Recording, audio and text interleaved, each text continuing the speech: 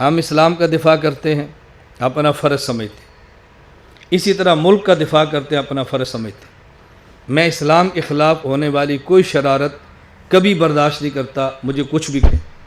ملک پاکستان کے خلاف ہونے والی کوئی سازش میں بالکل برداشت نہیں کرتا، مجھے آپ کچھ بھی کہیں۔ آپ جو تانا دینا چاہتے ہیں دے سکیں، ہم ملک میں ہونے والی دہشت گردی کے 100% خلاف ہیں، ملک کی خانہ جنگی کے 100% خلاف ہیں، ملک کو توڑنے کے 100% خلاف ہے۔ میں یہ بات اس لیے کہہ رہا ہوں، ہم نے اچانک اجتماع طے کیا ہے، اس لیے لوگ اتنے نہیں ہیں، بہت سارے ہمارے مریدین ہیں جو ابھی تک نہیں آئے اور پوری دنیا سے لوگ نے آنا، لیکن اچانک طے کیا۔ آئندہ سال کا اجتماع انشاءاللہ باضابطہ طے ہوگا تو آپ دیکھیں گے لوگ کتنے آتے ہیں۔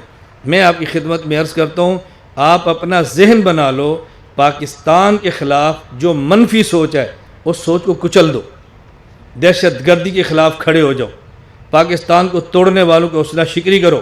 اور آپ مجھے کچھ بھی کہو، آپ ایجنسیوں کا کہو، آپ بکاؤ مال کہو، آپ مخلص کہو، یہ آپ کی مرضی ہے، میں آپ کو منع نہیں کرتا، لیکن اتنی بات میں ضرور کہتا ہوں، پاکستان کے تمام ادارے، وہ عدالت ہو، وہ اسمبلی ہو، وہ فوج ہو، وہ پولیس ہو، وہ خفیہ ادارے ہوں، جتنے بھی ہمارے ادارے ہیں جو پاکستان کے تحفظ کے لیے کام کرتے ہیں، ہم سارے ان کے ساتھ کھڑے ہیں۔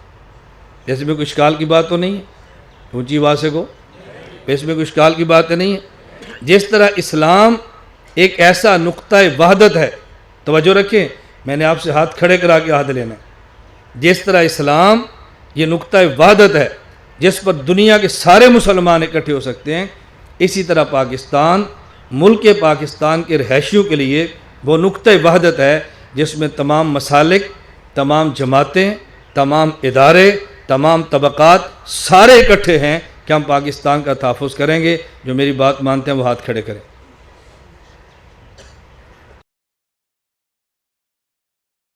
سمجھ آ رہی؟ دونوں باتیں اچھی طرح سمجھ لو، اسلام اور پاکستان۔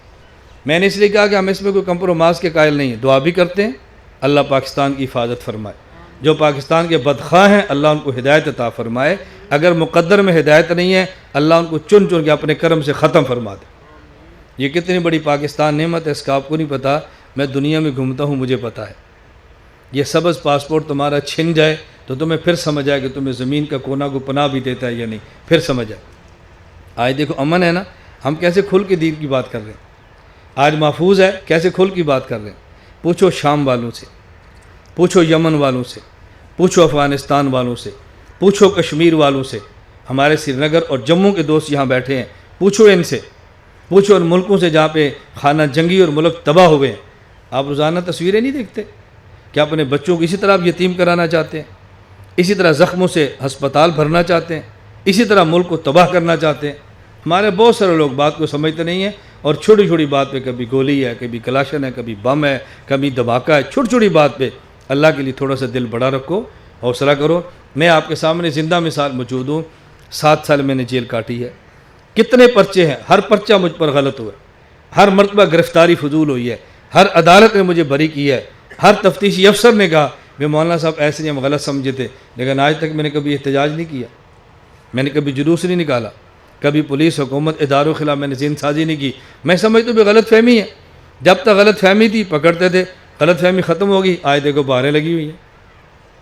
میں نے صبح بھی آپ سے کہا تھا نا، آپ کو یاد ہوگا، تبلیغی جماعت، خانقاہوں کے مشائخ، وہ سب ہمارے ساتھ ہیں۔ غلط فہمیاں ہیں، دور ہوتی جا رہی ہیں، قریب ہوتے جا رہے ہیں، دور ہوتی جا رہی ہیں، قریب ہوتے جا رہے ہیں، غلط فہمیاں چھٹ جائیں گی، انشاءاللہ سارے معاملات ٹھیک ہو جائیں گے۔ اللہ مجھے اور آپ سب کو عمل کرنے کی توفیق عطا فرمائے۔ لا الہ الا اللہ، لا الہ الا اللہ، لا الہ الا اللہ، ما لنا رب سواه۔